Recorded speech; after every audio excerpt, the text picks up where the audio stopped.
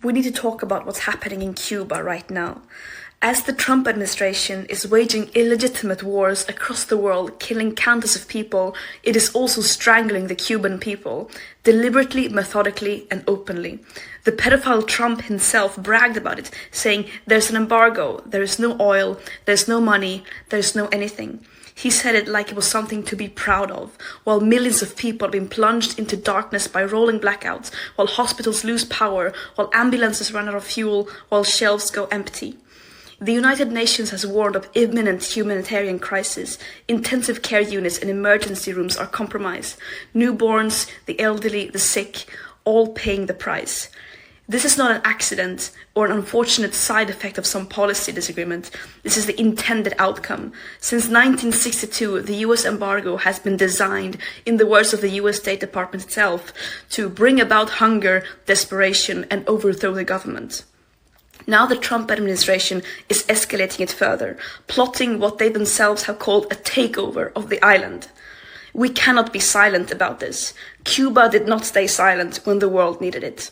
For over 60 years, Cuba sent its doctors to all corners of the earth. Cuban medical workers fought Ebola in West Africa. They responded to disasters in Haiti. They trained generations of doctors from all over the world.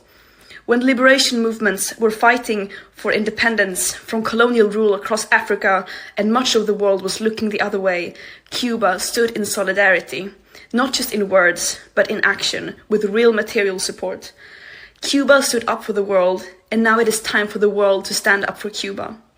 On the 21st of March, the Nuestra America convoy arrives in Havana, carrying humanitarian aid by air, land, and sea.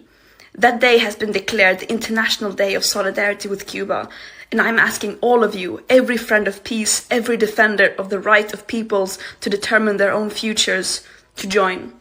Wherever you are in the world, go to your local US embassy and make your voice heard. Find your local Cuba Solidarity Network, organize something in your community, show up, because the right of the Cuban people to build their own society, free from siege and economic sabotage, is not a matter of partisanship, it is a matter of basic human dignity. The people in power do not act unless we compel them to. And so now we compel them. Together we say it loudly and clearly, Cuba sí, bloqueo no.